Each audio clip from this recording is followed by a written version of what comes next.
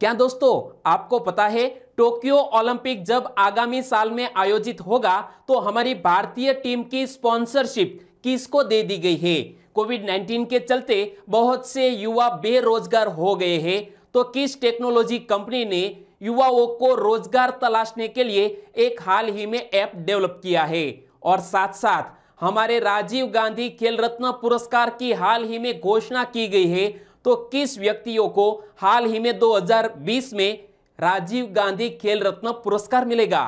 और यदि आपको इन सभी क्वेश्चन के आंसर नहीं पता है तो हमारी GK 2020 यूट्यूब चैनल के इस दिन के यानी कि 23 अगस्त के इस वीडियो को आप ध्यान से देखिए। लास्ट में मैं आपसे एक क्वेश्चन पूछूंगा जिसका आंसर आपको नीचे कमेंट बॉक्स में देना है। और दोस्तों हमारी इस चैनल को आपने 1 साल तक के लिए फॉलो कर लिया तो आपका सोचने का तरीका बिल्कुल ही बदल जाएगा। चलिए स्टार्ट करते हैं पहले क्वेश्चन से। हाल ही में हरित पथ ऐप का उद्घाटन किसने किया। हरित पथ नामक एक ऐप का हाल ही में उद्घाटन किया है हमारे नितिन गडकरी साहब ने, यानी कि इस क्वेश्चन का सही आंसर है नितिन गडकरी। और नितिन गडकरी की असली पहचान क्या हो सकती है। हमारे केंद्रीय सड़क और परिवहन मंत्री है नितिन गडकरी। और देश भर में हरित राजमार्गों के निर्माण की सुविधा के लिए एक मोबाइल ऐप हरित पथ की शुरुआत किसने की है, तो हमारे भारतीय राष्ट्रीय राजमार्ग प्राधिकरण यानी कि national highway authority of India ने इस हरित पथ नामक मोबाइल ऐप को विकसित किया है, शुरू किया है। और इस ऐप को क्यों विकसित किया गया है, राजमार्ग पर पौधारोपण तथा उपलब्धियों की निगरानी के उद्देश्य से इस ऐप को डेवलप किया गया है। और हाल ही में इसको लॉन्च किया है हमारे नितिन गडकरी ने, और वो हमारे केंद्रीय सड़क और परिवहन मंत्री है। और बात करते हैं इसी के साथ national highway authority of India की, तो भारतीय राष्ट्रीय राजमार्ग प्राधिकरण भारत सरकार का ही एक उपक्रम है। और हमारे इस NHAI का गठन कब किया गया, 1995 में। मुख्यालय कहां पर स्थित है, नई दिल्ली में। और हमारे national highway authority of India के वर्तमान चेयरमैन कौन है, सुखबीर सिंह संधू, जो यहां आप इमेज में देख सकते हैं। और नितिन गडकरी सड़क परिवहन राजमार्ग मंत्रालय के मंत्री है। तो दोस्तों इसी तरह हर क्वेश्चन से जुड़े इंपॉर्टेंट फैक्ट मैं आपके सामने रखूंगा। हमारा यह तरीका आपको अच्छा लगता है, लाइक करना मत भूलिएगा। दूसरा क्वेश्चन है आपकी स्क्रीन पर, भारत और किस देश के बीच एक सीधी जलपोत सेवा सितंबर 2020 में शुरू होगी। भारत और हमारे पड़ोसी देश जिसका नाम है मालदीव, दोनों के बीच एक सीधी जलपोत सेवा सितंबर 2020 में शुरू होगी, जिसकी घोषणा हमारे प्रधानमंत्री जी ने हाल ही में की है। तो देखो इस योजना से जुड़े हुए और भी क्वेश्चन बन सकते हैं। तो जलपोत सेवा भारत के किस स्थानों को मालदीव की राजधानी माले से जोड़ेगी, तो केरल के कोच्चि और तमिलनाडु के तुत्तुकुड़ी, इन दोनों को यह मालदीव की कैपिटल माले से जोड़ेगी यह जलपोत सेवा। और जलपोत दोनों तरफ की यात्रा कितने दिन में पूरा करेंगे, 10 दिन में। जलपोत सेवा का संचालन किसके द्वारा किया जाएगा, shipping corporation of India limited के द्वारा जलपोत सेवा का संचालन किया जाएगा। तो किसी भी इवेंट को लेकर ज्यादा से ज्यादा कौन कौन से क्वेश्चन बन सकते हैं वो मैं भी आपके सामने रखता हूं। अच्छा लगता है? ओके दोस्तों, तो इस वीडियो की लिंक आपके दोस्तों को शेयर करिएगा। बात करें इसी इश्यू की, तो जलपोतों में फल और सब्जियां, अंडे, खाद्यान्न जैसे सामान के अलावा इलेक्ट्रिकल मशीनरी और उपकरण, दवाइयां, निर्माण सामग्री, रेत, कपड़े और वस्त्र जैसी वस्तुओं को भी ले जाया जाएगा। और यह सितंबर 2020 में शुरू होगी। किस दो देशों के बीच, भारत और मालदीव के बीच। तो बात करते हैं मालदीव की, तो मालदीव से जुड़ा हुआ एक और क्वेश्चन कुछ दिन पहले ही सुर्खियों में था। वर्ल्ड हेल्थ ऑर्गेनाइजेशन ने निम्न में से किस देश को खसरे तथा रूबेला से मुक्त घोषित किया, तो WHO ने हाल ही में मालदीव और श्रीलंका दोनों को खसरे और रूबेला से मुक्त घोषित किया। और तब भी मैंने आपको इस क्वेश्चन के बारे में बताया था कि मालदीव और श्रीलंका, यानी कि इस क्वेश्चन का सही आंसर है ऑप्शन ए और बी दोनों। लेकिन बात करते हैं मालदीव, तो खसरे का आखिरी मामला मालदीव में कब दर्ज किया गया था? वर्ष 2009 में, जबकि रूबेला का अंतिम स्थानिक मामला 2015 में मालदीव में यह नामित किया गया था, यानी कि अंतिम मामला देखा गया था। और पिछले 3 साल से एक भी यदि मरीज नहीं मिला है तो इस देश को खसरे और रूबेला से मुक्त घोषित किया जा सकता है। और मालदीव की कैपिटल का नाम क्या है? माले। मालदीव के वर्तमान राष्ट्रपति कौन है? इब्राहिम मोहम्मद सोलेह। मालदीव की करेंसी है मालदीवी रुपया।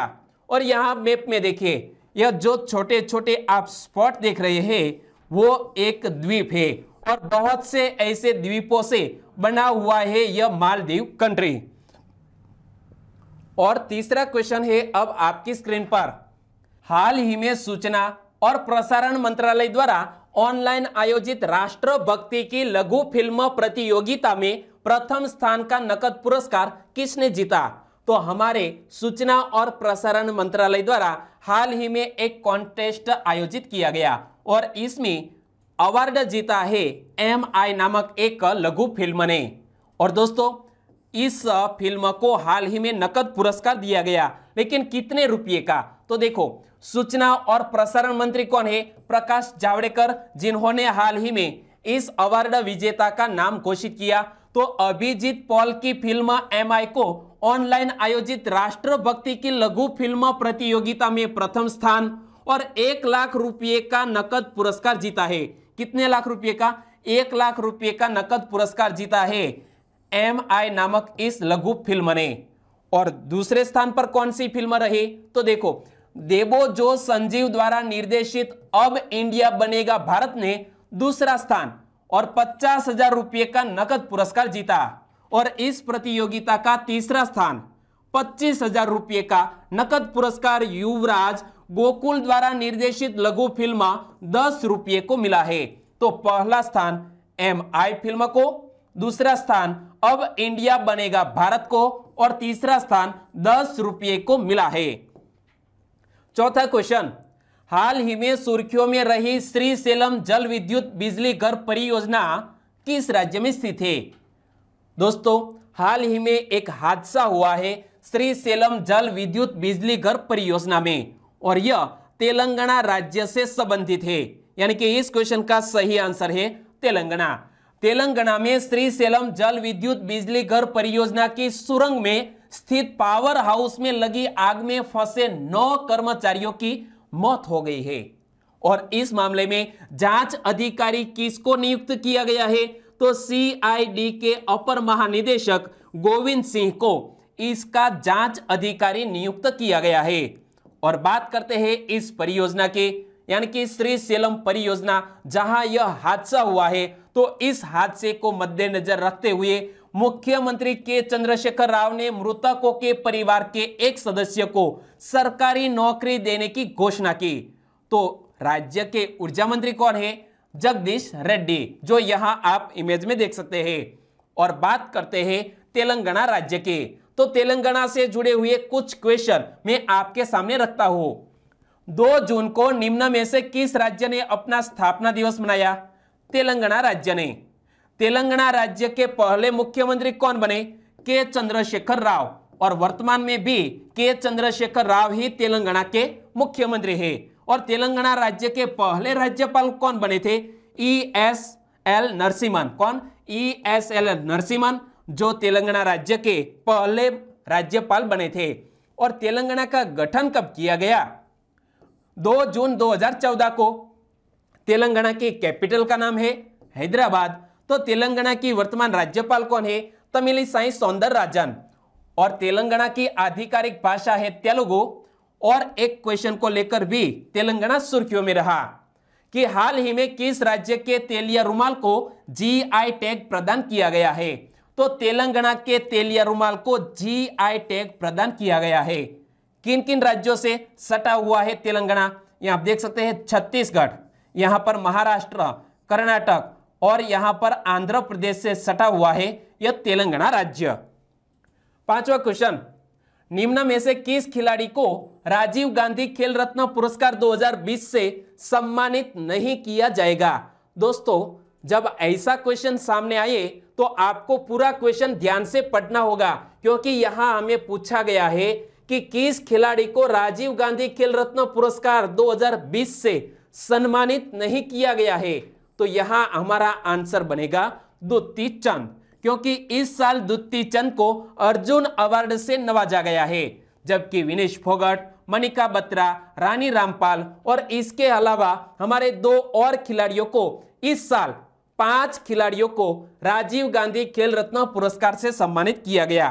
तो यह 5 खिलाड़ी कौन है? देखो, खेल मंत्रालय ने देश के सर्वोच्च खेल पुरस्कार राजीव गांधी खेल रत्न के लिए जिन 5 खिलाड़ियों के नाम की सिफारिश की थी उन्हें स्वीकार कर लिया है।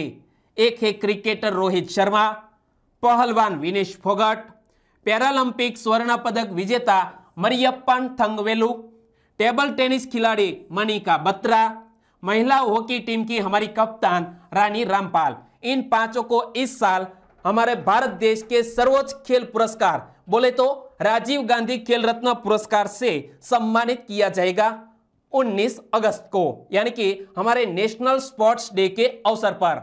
तो इस साल अर्जुन पुरस्कार 27 खिलाड़ियों को दिया जाएगा और इसमें एक है फर्राटा धाविका दुती चंद। लेकिन जो 5 व्यक्तियों को यह खेल का सर्वोच्च पुरस्कार मिला है, एक बार फिर से हम रिवाइज कर लेते हैं।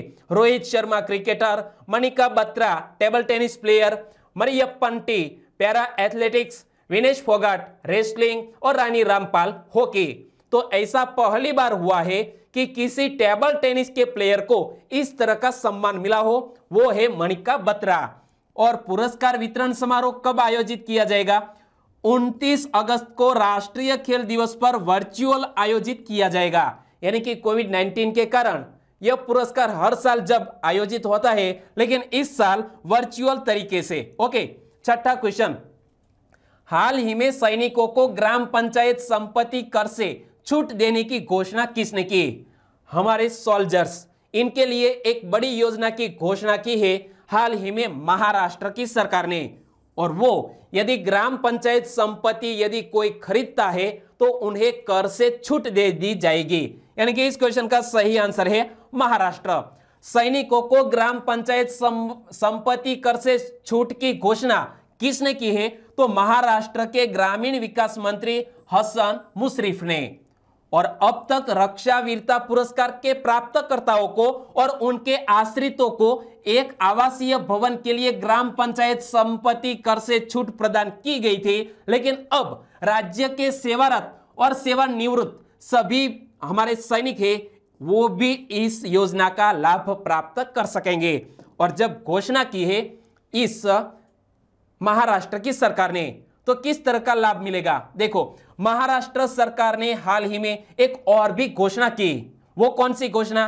कि यदि कोई निजी अस्पताल का कोई डॉक्टर है, वो कोरोना वायरस का इलाज करता है और संक्रमित हो जाता है, तो महाराष्ट्र सरकार 50 लाख रुपए का बीमा सुविधा प्रदान करेगा। तो महाराष्ट्र सरकार ने महामारी के दौरान कोरोना वायरस संक्रमण से मरने वाले निजी डॉक्टरों को भी 50 लाख रुपए के बीमा की सुविधा देने का फैसला किया है। और बात करते हैं महाराष्ट्र की, तो इनसे जुड़ा हुआ एक और क्वेश्चन कुछ दिन पहले सुर्खियों में था कि महापरवाना योजना का शुभारंभ किसने किया? तो Mahaparwana plan by Maharashtra state to boost investment, यानी कि इन्वेस्टर को आकर्षित करने के लिए हाल ही में महाराष्ट्र सरकार ने महापरवाना योजना का भी शुभारंभ किया। तो यहां आप मैप में देखिए, महाराष्ट्र वो गुजरात, मध्य प्रदेश, छत्तीसगढ़, तेलंगाना, कर्नाटक और गोवा से जुड़ा हुआ। महाराष्ट्र की कैपिटल है मुंबई, तो महाराष्ट्र के राज्यपाल है भगत सिंह कोश्यारी। महाराष्ट्र के मुख्यमंत्री है उद्धव ठाकरे और वो 18वें चीफ मिनिस्टर है महाराष्ट्र के। महाराष्ट्र का गठन गुजरात के गठन के साथ ही, यानी कि 1 मई 1960 को हुआ। महाराष्ट्र का राज्य पक्षी पीले पैरों वाला हरा कबूतर और राज्य फूल है जरुल।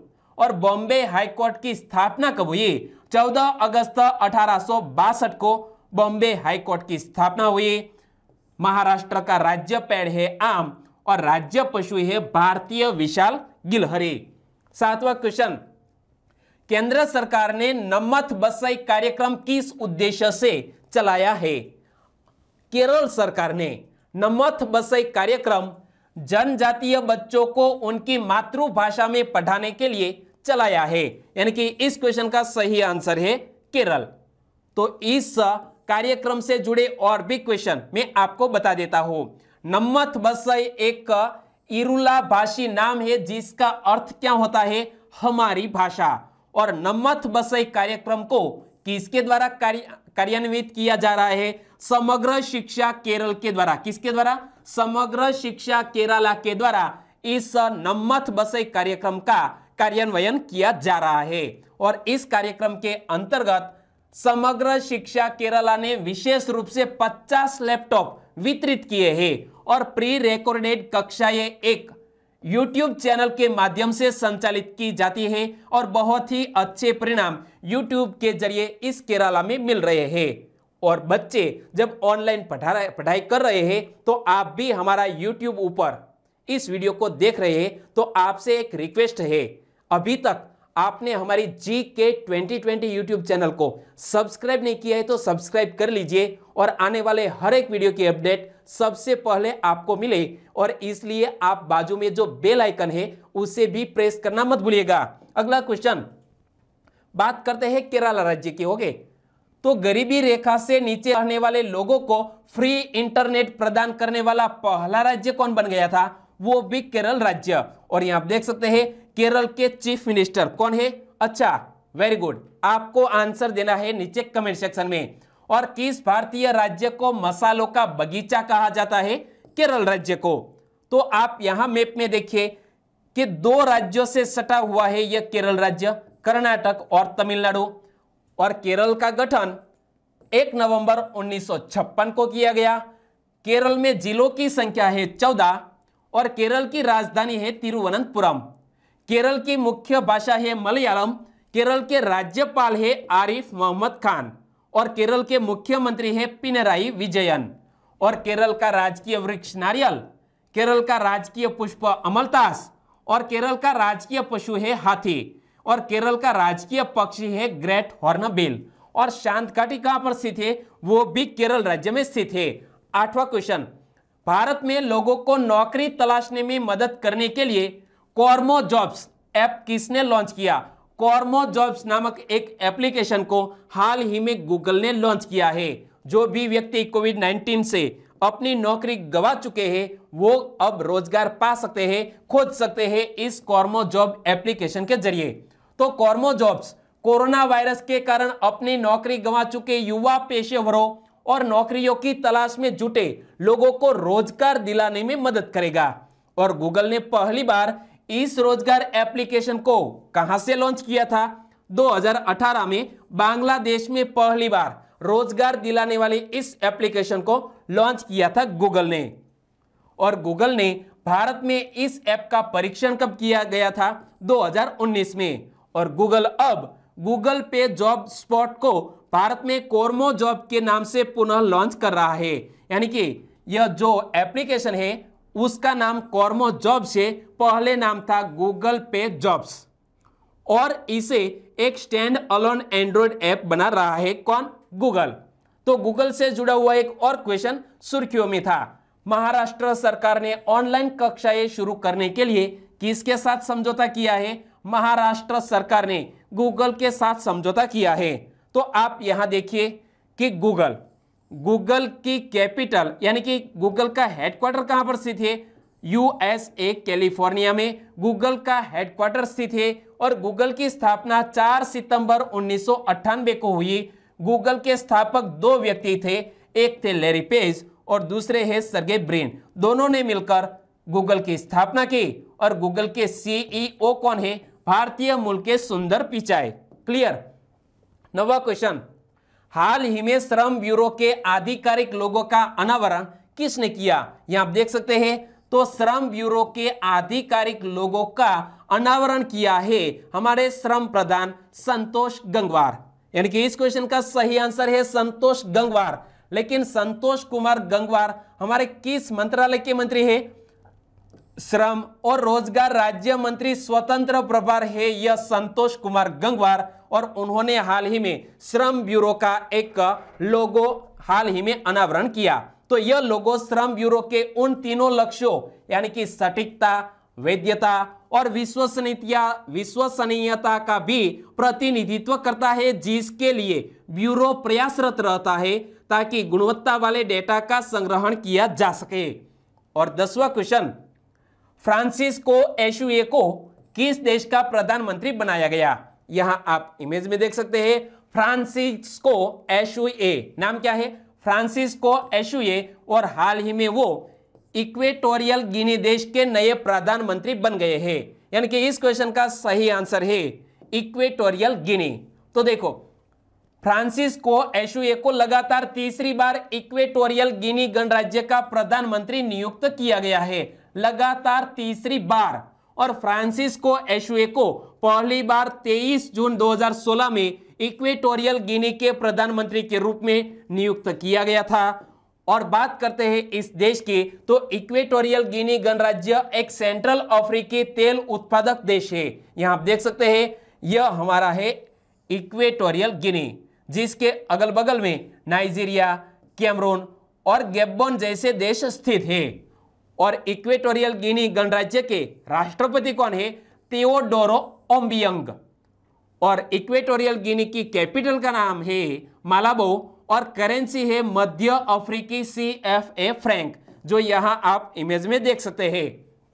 11वां क्वेश्चन, हाल ही में कोविड-19 से जुड़ा द कोरोना फाइटर्स गेम किसने लॉन्च किया? कोरोना फाइटर नामक गेम लॉन्च किया है हमारे डॉक्टर हर्षवर्धन ने। यानी कि इस क्वेश्चन का सही आंसर है डॉक्टर हर्षवर्धन। लेकिन डॉक्टर हर्षवर्धन हमारे किस मंत्रालय के मंत्री है? तो केंद्रीय स्वास्थ्य और परिवार कल्याण मंत्री है डॉक्टर हर्षवर्धन। उन्होंने द कोरोना फाइटर्स नामक गेम को हाल ही में लॉन्च किया। तो इस गेम को वास्तविक दुनिया में लोगों के कार्यों को प्रभावित करने, उन्हें सही सावधानी बरतने एवं संक्रमण से बचने की याद दिलाने के लक्ष्य के साथ डिजाइन किया गया है। ऐप का नाम क्या है? The corona fighters. 12वां क्वेश्चन, हाल ही में गोपाल स्वामी कस्तूरी रंगन का निधन हो गया, वे कौन थे? यहां आप इमेज में देख सकते हैं गोपाला स्वामी कस्तूरी रंगन, वो भारत के एक पूर्व क्रिकेटर थे। यानी कि इस क्वेश्चन का सही आंसर है क्रिकेटर। तो गोपाल स्वामी अय्यर कस्तूरी रंगन, वे एक पूर्व क्रिकेटर, प्रशासक और पिच क्यूरेटर थे। क्या? पिच क्यूरेटर भी थे। और गोपाल स्वामी का जन्म 12 अक्टूबर 1930 को तमिलनाडु के चेन्नई में हुआ। और अपने करियर की शुरुआत गोपाला स्वामी कस्तूरी रंगन ने कब की? रणजी ट्रॉफी 1948-49 सीजन में मैसूर से उन्होंने अपने करियर की शुरुआत की। उन्होंने 1962-63 सीजन के बाद प्रथम श्रेणी क्रिकेट से संन्यास ले लिया था। और गोपाल स्वामी कस्तूरी रंगन एक तेज गेंदबाज थे। 13वां क्वेश्चन, टोक्यो ओलंपिक में भारतीय टीम का स्पॉन्सर कौन होगा? टोक्यो ओलंपिक, यहां 2020 अब नहीं आएगा। टोक्यो ओलंपिक में भारतीय टीम का स्पॉन्सर कौन होगा? तो हाल ही में स्पॉन्सरशिप दी गई है इनॉक्स ग्रुप को। यानी कि इस क्वेश्चन का सही आंसर है इनॉक्स ग्रुप, वो हमारी भारतीय टीम की स्पॉन्सर बनेगी। तो भारत में ओलंपिक गतिविधियों की शासी निकाय भारतीय ओलंपिक संघ यानी कि इंडियन ओलंपिक एसोसिएशन और इनॉक्स ग्रुप ने टोक्यो ओलंपिक में टीम इंडिया को सपोर्ट करने के लिए एक स्पॉन्सरशिप समझौते पर हस्ताक्षर किए हैं। लेकिन यह इनॉक्स ग्रुप कंपनी है क्या? तो इनॉक्स ग्रुप एक विविध भारतीय समूह है जिसमें मल्टीप्लेक्स चेन के अलावा मेडिकल और इंडस्ट्रियल गैस, क्रायोजेनिक उपकरण, LNG स्टोरेज और डिस्ट्रीब्यूशन उपकरण बनाने वाली गतिविधियां शामिल है। और इस तरह से बनता है यह इनॉक्स ग्रुप।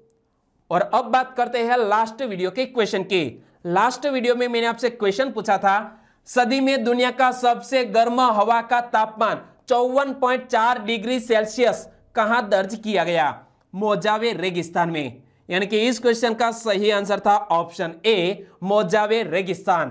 क्वेश्चन का सही आंसर दिया है बामबनिया लालजी, कन्हैया लाल, योगेश रावत, वाला संजय, अक्षय भरवाड़। अमृत खान पठान और शिवानी रानी कश्यप ने इसके बारे में बहुत ही खूबसूरत तरीके से आंसर लिखा। आपको बहुत बहुत धन्यवाद और इसी तरह आप रिप्ले करते रहिए क्योंकि हमारे और भी सब्सक्राइबर फ्रेंड आपकी कमेंट पढ़ते हैं। Thank you very much. Umesh रंगप्रा, अंकित भूत और स्वरलंकी कृणाल, इन सभी दोस्तों ने इस क्वेश्चन का सही आंसर दिया।